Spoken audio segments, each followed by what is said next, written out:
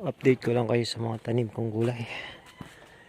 Yung opo hindi maganda, yan o, nangulubot. Tapos yung mga talong yan,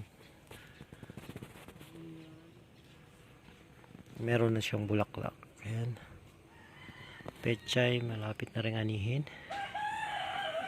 Patol, ang ganda o. Yan o, pagagapangin ko yan papunta doon.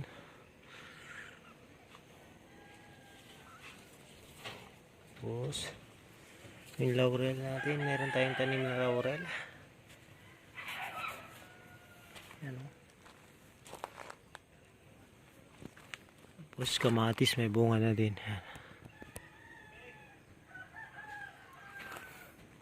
Tapos wala, may ampalayang ligaw. Yan guys, sarap to sa munggo. Yan o, kita nyo, ampalayang ligaw yan. Marami sa amin yan, yun o, subakod. Tapos ito naman yung talong na bilog, yung punggok. Yan.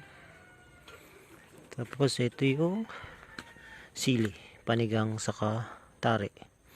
Ito yata yung panigang, ito yung tari. Yan.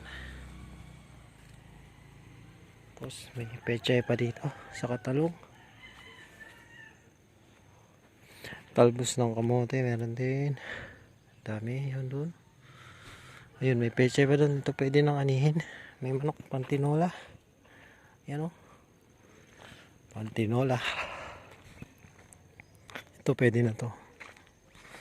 Ayun na siyang anihin.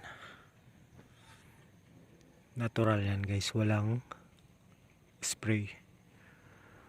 Saka ito pala guys, yung mga ampalayang ligaw marami. Ayan o, kita nyo, yan, pang munggo.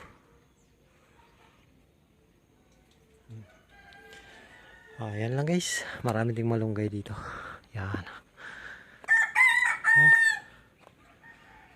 Ayan ang kabuuan ng aming mini garden. Yan.